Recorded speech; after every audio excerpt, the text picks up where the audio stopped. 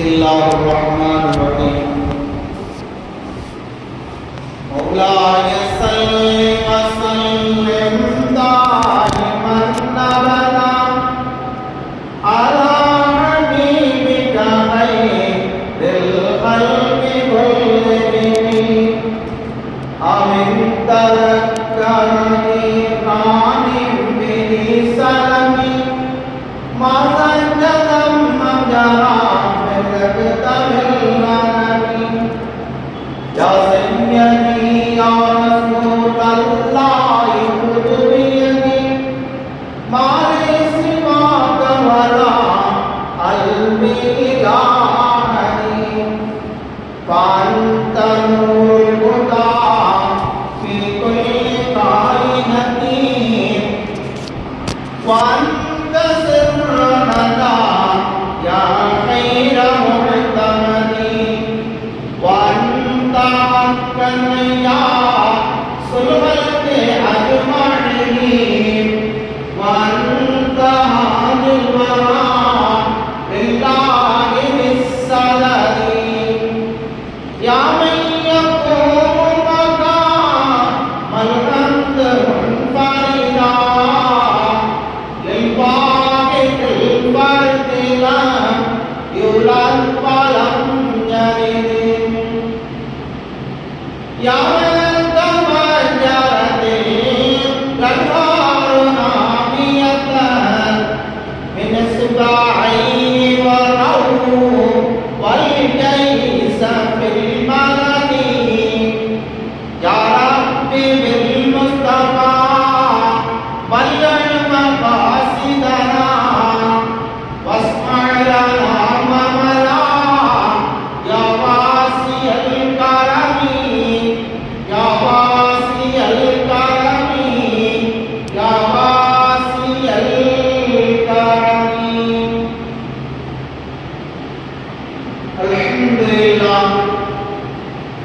الحمد لله رب العالمين والعاقبة للمتقين والصلاة والسلام على سيدنا محمد دب الدوائرها وعافية الأبدان وشفائها ونور الأبصار وضيائها وعلى آله وصحبه وسلم أما بعد فقد قال الله تعالى في القرآن العظيم اقرأ باسم ربك الذي خلق قال نبينا صلى الله عليه وسلم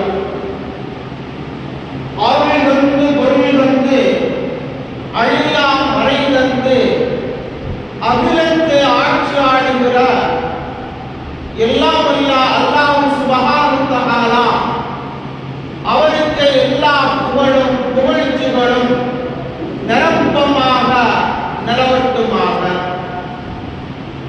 சத்திய தூதர் சற்குண சம்பன்னர் சமாதான பிரியர் நம் கண்மணி நாயகம் ரசூலுல்லாஹி ஸல்லல்லாஹு அலைஹி வஸல்லம் அன்னவர்கள் மீது அன்னவர்களின் குடும்பத்தார்கள் அன்னவர்களின் வாழ்க்கை வழிமுறைகளை தவறான பின்பற்றி வாழ்ந்து சென்ற சத்திய சஹாபாக்கள் தாபிஈன்கள் தபா தாபிஈன்கள் சுஹதாக்கள் முத்தகீன்கள் அவுலியாக்கள் அம்பியாக்கள் மீதும் குறிப்பாக இந்த சிறப்புமிக்க ஜும்மாவுடைய மஜ்லிஸில் அமர்ந்திருக்கிற அல்லாஹ்வுடைய இறைநேசர்களான நாம் யாவர்கள் மீதும் மற்றும் இந்த ஜும்மா நேரத்தில்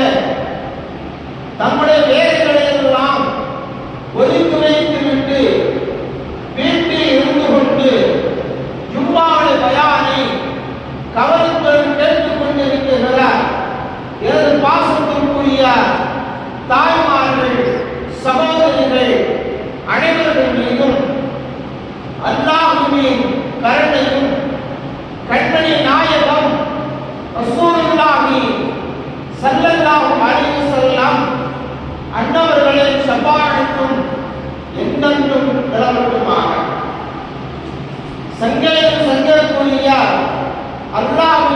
நல்லடியார்களே, அண்ணன்களின் சபாத்துக்குரியவர்களே, உங்கள் அற்புத பேர்களுக்கும் எனது இடம் கணிந்த சலாமை உங்களோடு நான் பகிர்ந்து கொண்டு ஜும்மாவுடைய உரையை ஆரம்பம் துவக்கம் செய்கிறேன். அஸ்ஸலாமு அலைக்கும் வரஹ்மத்துல்லாஹி வ பரக்காத்துஹு.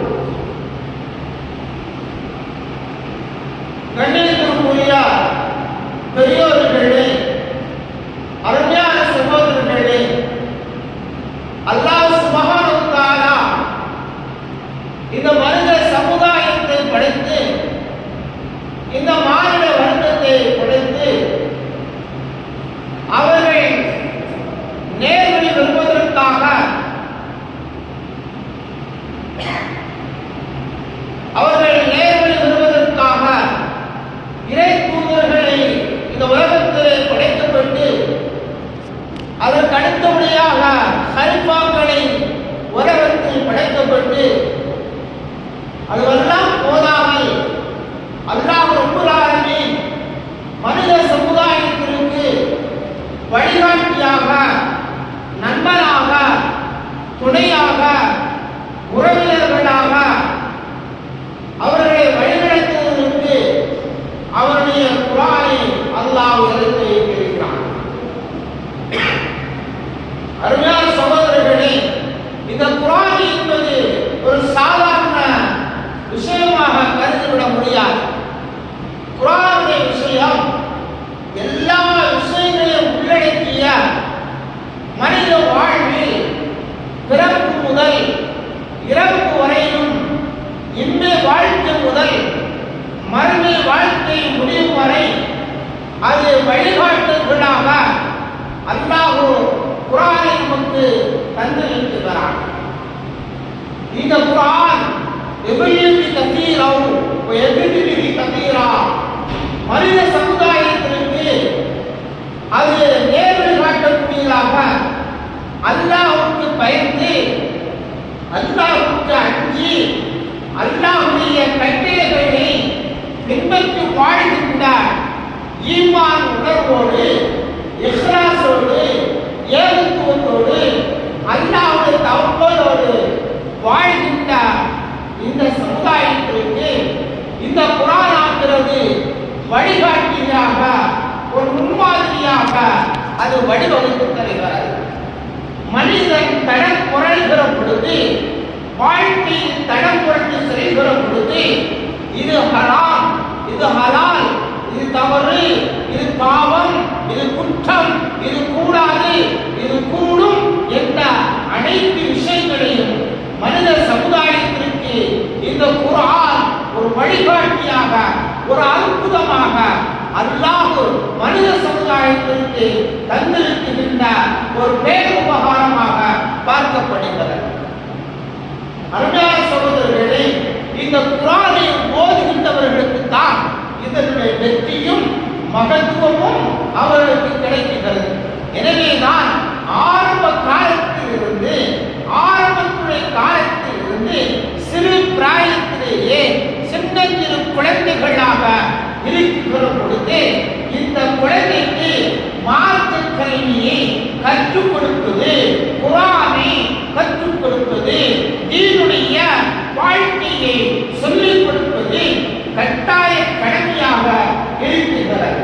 அண்ணலம் பெருமானார் ரசூலுல்லாஹி ஸல்லல்லாஹு அலைஹி வஸல்லம் அவர்கள் சொல்லித் தருகின்ற அழகான வார்த்தை, முஸ்லிமான ஆண் பெண் இருபாலர்களும் மார்க்க கல்வி கற்பது, மார்க்க கல்வி கற்பது, குர்ஆன் ஓதுவது, குர்ஆன் படிப்பது கட்டாய கடமை என்பதை பெருமானார் ரசூலுல்லாஹி ஸல்லல்லாஹு அலைஹி வஸல்லம் அவர்கள் இந்த சமூகத்திற்கு வலியுறுத்தியிருக்கிறார்கள்.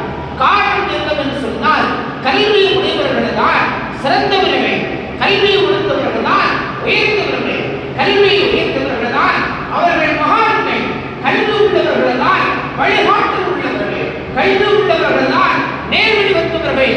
எனவேதான் இந்த கல்வி எதிர்மேலும் கற்க வேண்டும், ஓத வேண்டும். படிக்க வேண்டும் என்பது பெருமானார் ரசூலுல்லாஹி ஸல்லல்லாஹு அலைஹி வஸல்லம் அவர்கள் இந்த சமூகத்திற்கு சொல்லி தந்த அழகான அற்புதமான வாக்கியங்களாகும். சொல்லித் தருவார்கள். சீனா தேசம் சென்றாலும் அங்கு சென்றாவதுடைய கல்வியை மார்க்க கல்வியை கற்றுக்கொள் என்று அண்ணல பெருமானார் ரசூலுல்லாஹி அவர்கள் சொல்லித் தருவார்கள். மக்காவிற்கும் சீனா தேசத்திற்கும் நெடுதூர பயணங்களாகும், நீண்ட ஒரு பயணங்களாகும். பல மைல்கள் அவர்கள் சென்றால்தான் அந்த சீனா தேசத்தை அவர்கள் அடைய முடியும். எனவேதான் தொலைதூர பயணத்தை பெருமானார் சுட்டிக்காட்டி சொல்வார்கள். சீனா சென்றாவது நீ கல்வியை கற்றுக்கொள், மார்க்க கல்வியை கற்றுக்கொள் என்று சொல்வார்கள். என்றால் இந்த கல்வி, இந்த மார்க்க கல்வி எவ்வளவு உயர்ந்ததாக இருக்கிறது, மனித சமுதாயத்திற்கு எவ்வளவு முக்கியத்துவமாக இருக்கிறது என்பதை பெருமானார் ரசூல் ஸல்லல்லாஹு அலைஹி வஸல்லம் அவர்கள் சொல்லித் தந்திருக்கிறார். அருமையான சகோதரர்களே, மார்க்க கல்வியை கற்ற ஒரு பெண் அவள் குழந்தையை உருவாகி வயிற்றிலே குழந்தையை உருவாகி உடனேயே அவள் நினைப்பாள், நம்முடைய பிள்ளை ஆலிமாவாக சாலிகான பிள்ளைகளாக பெற்றெடுக்க வேண்டும், உலகத்திலே சாதனை படைக்க வேண்டும், நல்ல பிள்ளைகளை நாம் பெற்றெடுக்க வேண்டும். நாம் பெற்றெடுக்கின்ற பிள்ளை உலகத்தில் நல்ல சாதனைகளை படைக்கப்பட வேண்டும், நல்ல பிள்ளைகளாக உருவாக்கப்பட வேண்டும், சமுதாயத்திற்கு முன்மாதிரியான பிள்ளைகளாக உருவாக்கப்பட வேண்டும் என்பதை நினைத்து தன்னுடைய 10 வார காலத்தை அவர் கடந்து செல்வாள். அருமையான சகோதரர்களே, அவள் 10 மாதம் கடந்து சென்று அவள் குழந்தையை பெற்றெடுத்த உடனேயே பிள்ளையை பார்த்தவுடன் ஒரு சந்தோஷம் அடைவாள், ஒரு ஆனந்தம் அடைவாள், ஒரு மகிழ்ச்சி அடைவாள். இப்படி நாம் ஒரு சாலிகான நல்ல பிள்ளைகளை இறைவன் தந்தான் என்பதை மகிழ்ச்சி அடைவாள். எனவே மார்க்க பற்றுள்ளவளாக இருந்தால், அவள் தீர்ப்பற்றுள்ளவளாக இருந்தால், அவள் ஒழுக்கத்தின் அடிப்படையில் வாழக்கூடியவளாக இருந்தால், முதல் தடவமாக அவருடைய பிள்ளையுடைய ஆரம்பத்துடைய பாடசாலை, ஆரம்பத்துடைய பல்கலைக்கழகம், ஆரம்பத்துடைய காலேஜ் அவருடைய மடி தாயுடைய மடியாக இருக்கிறது. எந்த தாய் தன்னுடைய பிள்ளையை பெற்றெடுத்து அந்த பிள்ளைகளுக்காக அமுதம் ஊட்டுகின்ற பொழுது, பால் ஊட்டுகின்ற பொழுது, பிள்ளை பசியை போக்குகிற நேரத்தில் எல்லாம் அந்த குழந்தைக்கு பால் ஊட்டுகின்ற பொழுது, உணவை கொடுக்கிற பொழுது, பசியை தீர்த்து வைக்குகிற அந்த நேரத்தில் அவள் சொல்வாள், ஓதின பிள்ளைகளாக மார்க்கப்பட்டுள்ள பிள்ளைகளாக இருந்தால் அவள் முதலில் செய்ய வேண்டிய கடமை பொறுப்பு என்ன தெரியுமா? கிபிலாவுக்கு திசையை முன்னோக்கி, மேற்கு திசையை முன்னோக்கி இருந்து கொண்டு அவள் அமுதம் ஊட்டுகின்ற பொறுப்பை கழுவி, அதன் பிறகு அல்லாஹ்வுடைய பெயர் சொல்லி பிஸ்மில்லாஹிர் ரஹ்மானிர் ரஹீம் என்று பெயர் சொல்லி அந்த பிள்ளைக்கு பாலுக்கு வளர்ப்பாள். எந்த தாய் தன்னுடைய குழந்தைக்கு பிஸ்மி சொல்லி அல்லாஹ் பெயர் சொல்லி தன்னுடைய மார்பகத்தில் சுத்தமாக வைத்து பாலுக்கு வளர்க்கிறாளோ அந்த குழந்தை இந்த உலகத்தில் வளர்கிற பொழுது, வாழ்கிற பொழுது அது சரீரத்தின் சாதனை படைத்து காட்டும் சகோதரர்களே. எனவேதான் அண்ணன் பெருமானார் ரசூலுல்லாஹி ஸல்லல்லாஹு அலைஹி வஸல்லம் அவர்கள் சொல்வார்கள், ஒரு குழந்தையுடைய மடி, ஆரம்பத்துடைய மடி பாடசாலை இருந்தார்கள். காரணம் என்ன தெரியுமா? ஒரு குழந்தையுடைய வளர்ப்பு தாயின் வளர்ப்பாக இருக்கிறது. அந்த தாய் வளர்க்கின்ற விதத்தால் இந்த சமுதாயத்திற்கு அவர் அடையாளம் காட்டப்படுகிறார். இப்படி மதரசாக்களில் ஓதுகின்ற அந்த மாணவர்களுக்கு அங்கு இருக்கின்ற ஆசிரியர்கள் பாடம் கற்றுக் கொடுத்து, கல்விகளை போதித்து, ஒழுக்க போதனைகளை போதித்து, சட்ட திட்டங்களை சொல்லிக் கொடுத்து, சிறந்த ஆசிரியர்களாக, சிறந்த ஆளுங்களாக உருவாக்கி அவர்களுக்கு சர்டிபிகேட் கொடுத்து, சன சமுதாயத்திற்கு சேவை செய்வதற்காக புறப்படுகின்ற 7 ஆண்டு காலம் மதரசாவிலே ஓதச் செய்து அனைத்து விஷயம் சொல்லிக் கொடுத்து சமுதாயத்திற்கு இவர் ஒரு ஆலிம், இவர் ஒரு ஹாஃபிஸ், இவர் தொழுக வைப்பதற்கு தகுதியானவர், இவர் தொழுக வைப்பதற்கு திறமையானவர், இவர் ஓதுகின்ற அத்தனை விஷயங்களும் உண்மையாக நடந்துகிறது என்பதை இந்த சமூகத்திற்கு சான்று பகிர்ந்து ஆழமாக சமர்ப்பிக்கின்றார்களோ அதுபோல பெற்றோர்களுடைய கடமை இருக்கிறது. பெற்றோருடைய கடமை என்ன கடமை? பிள்ளைகளை ஒழுக்கமாக வளர்த்து ஆளாக்கி அவர்களை இந்த சமூகத்திற்கு அடையாளம் காட்டுகின்ற பொறுப்பு பெற்றோர்களுக்கு இருக்கிறது. அப்படி வளர்க்கப்பட்ட இந்த குழந்தை, அப்படி வளர்க்கப்பட்ட அவர்கள் வீட்டிலே குர்ஆன் ஓத வேண்டும் என்று பெருமானார் ரசூலுல்லாஹி ஸல்லல்லாஹு அலைஹி வஸல்லம் சொல்லியிருக்கிறார்கள். வீடுகளில் குர்ஆன் ஓதும் வீடுகளாக உருவாக்குங்கள். உங்களுடைய வீடுகள் மதரசாக்களாக உருவாக்குங்கள். உங்கள் வீடுகள் பல்கலைக்கழகங்களாக உருவாக்குங்கள். வீடுகளில் குர்ஆன் ஓத, வீடுகளில் குர்ஆன் ஓத ஓத அல்லாஹ்வுடைய பரக்கத்து, அல்லாஹ்வுடைய ரஹ்மத்து, அல்லாஹ்வுடைய அருள் உங்களுடைய வீடுகளில் இறங்கிக் கொண்டே இருக்கிறது. எந்த வீடுகளில் குர்ஆன் ஓதப்படவில்லையோ, குர்ஆன் ஓதப்படவில்லையோ அங்கு முஸீபத் இறங்குகிறது. அங்கு அல்லாஹ்வுடைய பரக்கத்து இறங்காமல் அங்கு அவர்களுக்கு வறுமைகள் ஏற்படுகிறது, கஷ்டங்கள் ஏற்படுகிறது, பல இன்னல்களை பார்க்க முடிகிறது. காரணம், குர்ஆன் ஓதுகின்ற வீடு ஒளியாகவும் பிரகாசமாகவும் இருக்கும் என்பதை பெருமானார் ரசூலுல்லாஹி ஸல்லல்லாஹு அலைஹி வஸல்லம் அவர்கள் சொல்லித் தருவார்கள். அருமையான சகோதரர்களே, ஒன்றை சொல்வார்கள், குர்ஆன் ஓதுகின்ற வீடு அது பள்ளிவாசல்களாக, பெண்கள் பள்ளிவாசல்களாக, அரபி பாடசாலையாக உங்களுடைய வீடுகள் இயங்குகிறது. குர்ஆன் ஓதுகின்ற காரணத்தினால், அல்லாஹ்வுடைய பரக்கத்து இறங்குகிற காரணத்தினால் உங்களுடைய வீடு ஒளியாக பிரகாசமாக விளங்குகிறது. எந்த வீட்டில் குர்ஆன் ஓதப்படவில்லையோ, எந்த வீட்டில் அல்லாஹ்வுடைய திருநாமம் சொல்லப்படவில்லையோ அந்த வீட்டில் ஷைத்தான் ஆதிக்கம் செய்கிறான். ஷைத்தானுடைய ஆதிக்கம் கூடுகிறது. அங்கு ஷைத்தானுடைய அநியாயங்கள் எல்லாம் கூடுகிறது. அது உங்களுக்கு சவக்குழி என்றார்கள் கண்மணி நாயகம் ரசூலுல்லாஹி ஸல்லல்லாஹு அலைஹி வஸல்லம். எனவே அன்புக்குரியவர்களே, நாம் நமக்கு குர்ஆன் ஓதக்கூடியவர்களாக ஆகப்பட வேண்டும். வீட்டிலே பெண்கள் அவசியமாக காலை மாலை குர்ஆனை ஓதப்பட வேண்டும். அதுபோன்று ஓத தெரியவில்லை என்றாலும் கூட குர்ஆனை திறந்து வைத்து, இறைவா ரப்பே, எங்களுடைய காலங்கள் எல்லாம் கடந்து விட்டது, எங்களுடைய காலங்களில் கஷ்டமான காலங்கள், சூழ்நிலைகள், அதன் காரணமாக நாங்கள் குர்ஆன் ஓத முடியாமல் ஆகிவிட்டோமே. இறைவா, உன்னுடைய கலாமை நாங்கள் ஓத முடியாமல் ஆகிவிட்டோமே. எனவே இந்த குர்ஆனை ஓதுகின்ற பாக்கியத்தை இழந்த நாங்கள், இந்த குர்ஆனை ஓதுகின்ற பாக்கியத்தை இழந்த நாங்கள், குர்ஆனை ஓதாமல் நாங்கள் மனசு துடிக்கிறது. குர்ஆன் ஓதாமல் எங்களுடைய உடம்புகள் எல்லாம், எங்கள் நாடி நரம்புகள் எல்லாம் சிரிக்குகின்றது.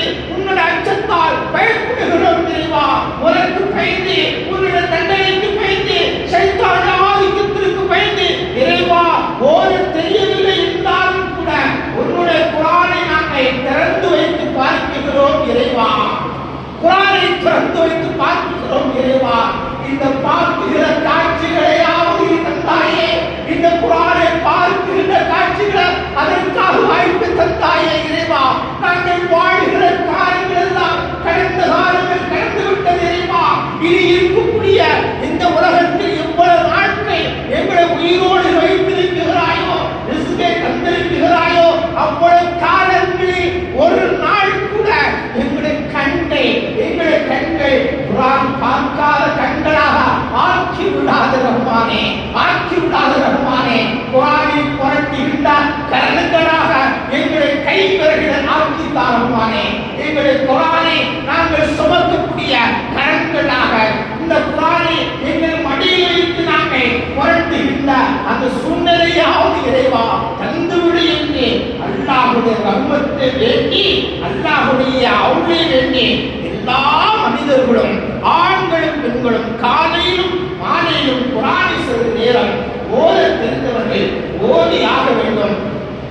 ஓத தெரியாதவர்கள் குர்ஆனை அப்படியே நீங்கள் திறந்து வைத்து ஒவ்வொரு வரிகளாக விரல்களை வைத்து வருகிற பொழுது அல்லாஹ் அதற்குரிய நற்கூலியை நமக்கு தருவார். நாளை அல்லாஹ் சந்திப்போம் அல்லவா, நாம் இறந்து நாம் மௌத்தாகி நம்முடைய அடக்கம் செய்யப்பட்டு நாளை அவர் சந்திக்கிற பொழுது அல்லாஹ் கேட்பானே என்னுடைய குர்ஆனை என்னுடைய கலாமை ஏன் ஓதவில்லை என்று கேட்பானே. என்ன பதில் சொல்லுவோம் சொல்றது. எனவே அந்த பதிலுக்கு ஒரு பதிலாக அவர் கேட்கிற ஒரு கேள்விக்கு ஒரு பதிலாக இருவார் நாங்கள் ஓத மறந்து விட்டோம், ஓத தெரியாததாக விட்டோம். எனவே எங்களுக்கு ஓத தெரியவில்லை என்றாலும் கூட நீ அர்ஹமுர் ராஹிமீன் அல் கரீம், நீ இரக்கமுள்ளவன், நீ அருள் கொடையாளன், அர்ஹமுர் ராஹிமீன். எனவே உன்னுடைய அருள் எங்களுக்கு, உன்னுடைய கண்ணியம் எங்களுக்கு தயாளத்தன்மை கிடைக்கும் என்ற நம்பிக்கை இறைவா நாங்கள் குர்ஆனை ஓத தெரியாமல் நாங்கள் பார்த்து இந்த கண்கள் குளிர்ச்சடைந்தோம் இறைவா. இதன் காரணமாக இந்த குர்ஆனை வழக்கத்தை கொண்டு எங்களுக்கு நலவை வழங்குவாயாக என்று நாளை மறுமையில் இந்த வார்த்தையை கொண்டு நாம் சொல்வோம் அல்லவா. அருமையான சகோதரர்களே, குர்ஆனை மனனம் செய்து மனதில் சுமந்து அதில் ஓதி அதன்படி அமல் செய்து மரணித்தவர்களுக்கு இந்த குர்ஆன் எதுவரையிலும் அவர்களுக்கு பயணம் தொடர்கிறது தெரியுமா. உலகத்தில் ஒரு மனிதன் ஆணோ பெண்ணோ இறந்துவிட்டால் அவர்களிடத்திலே உறவினர் விடுவார்கள், சொத்து சுகங்கள் வரும், அவர்கள் வைத்திருக்கிற காசுகள் வரும், மண்ணறை வரையில் வருவார்கள். எல்லாருக்கும் விட்டுவிட்டு தன்னை தெரியாத போட்டுவிட்டு எல்லோரும் விரும்புவார்கள். நாம் சேகரித்து வைத்த பணங்கள் எல்லாம் வந்துவிடும், உறவினர்கள் எல்லாம் வந்து விடுவார்கள். நாம் மட்டும் தனியாக வாழ்வோமே, கபரில் வைக்கப்பட்டு இருப்போமே. என்ன பதில் சொல்லுவோம்? என்ன பதில் சொல்வதற்கு நான் தயாரிப்பை இந்த உலகத்தை வைத்திருக்கிறோம். விஷச்சந்துகள் கபரிலே சூழ்ந்து கொள்ளுமே, பாம்புகள் எல்லாம் கபரிலே சூழ்ந்து கொள்ளுமே, நட்டுவாக்காரிகள் எல்லாம் இருக்குமே, கபரு நம்மளை நிற்குமே. அதற்கு துணையாக இந்த உலகத்தில் ஒரு மனிதன் குர்ஆனுடையவனாக வாழ்ந்தான், குர்ஆன் தொடர்புடையவனாக வாழ்ந்தான், குர்ஆன் ஓதியவனாக வாழ்ந்தான், குர்ஆனுடைய அமல் செய்து வாழ்ந்தான். அதே நிலையில் மரணித்தால் அந்த கபரில் நண்பனாக உறவினராக நமக்கு பக்க துணையாக இந்த குர்ஆன் பேசும் என்றார்கள் நபிகள் பெருமானார் ரசூலுல்லாஹி ஸல்லல்லாஹு அலைஹி வஸல்லம். கபரில் வைக்கப்பட்ட மனிதனை ஆணா பெண்ணாக இருந்தாலும் அவருக்கு உயிர் கொடுத்து எழுப்பப்பட்ட உடனேயே கேள்விகளுக்கு கேட்டு இந்த அத்தனை கேள்விகளுக்கும் இந்த குர்ஆன் பேசும் என்றார்கள் நபிகள் பெருமானார் ஸல்லல்லாஹு அலைஹி வஸல்லம். அல்லாஹ்விடத்தில் சிபாரிசு செய்யும். நமக்கு வாழ்க்கையில் ஏதாவது நன்மை ஏற்பட்டால், ஒரு தீமை ஏற்பட்டு அதனால் சொர்க்கம் செல்ல முடியாத நன்மை ஏற்படுகிற பொழுது இந்த குர்ஆன் சொல்லும் இறைவனே, இந்த மனிதன் உலகத்தில் குர்ஆனை ஓதினான், நான் தான் குர்ஆனாக இருக்கிறேன், சாட்சியாக இருக்கிறேன், அன்பு சொர்க்கத்திற்கு இந்த குர்ஆன் பேசுமே. அந்த நற்பாக்கியத்தை நாம் பெற வேண்டுமே. வீட்டில் பிரகாசமாக இருக்க குர்ஆனை ஓதப்பட வேண்டும். வாழ்க்கையில் கஷ்டங்கள் நீக்க எம்பெருமானார் சொல்லி தந்தார்கள். நீங்கள் யாசின் சூராவை காலை சுபஹ் பிறகு ஓதுங்கள்.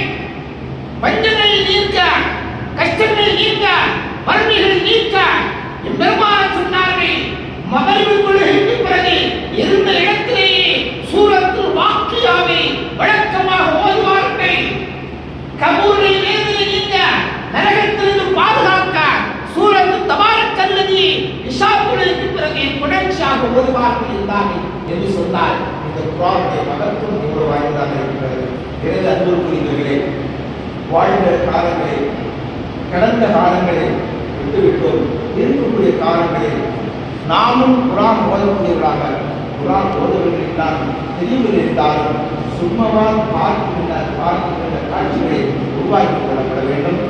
நாம் தான் குர்ஆன் ஓதாமல் இருக்கின்றோம், நம்ம சந்ததிகள் குர்ஆன் ஓதலாக இருக்கப்பட வேண்டும். வேண்டும். மதரசா பிள்ளைகளை மதரசா அனுப்பி வைக்கப்பட வேண்டும். சுகுரு தொழிலுக்கு பிறகு பிள்ளைகள் மதரசா அனுப்பி வைக்கப்பட வேண்டும். பிள்ளைகள் விஷயத்தில் கவனமாக இருக்கப்பட வேண்டும். ஆரம்ப காலத்திலேயே இஸ்லாத்துடைய கோட்பாட்டை நாம் வாழ்ந்து நடக்கின்ற பொழுது, பிள்ளைகளை வாழ வைக்கின்ற பொழுது நல்ல பிள்ளைகளாக, உங்களுக்கு வாட்சி செய்த பிள்ளைகளாக நாம் உருவாக்கி அந்த பிள்ளைகளை உருவாக்கும் நல்ல சூழ்நிலை இறைவா எங்களுக்கும் வருங்கால சந்தர்களுக்கும் தந்தல் உருவாயாக. நல்ல வார்த்தையோடு இஸ்லாம் அலைக்கும் வரஹ்மத்துல்லாஹி வபரகாத்துஹு.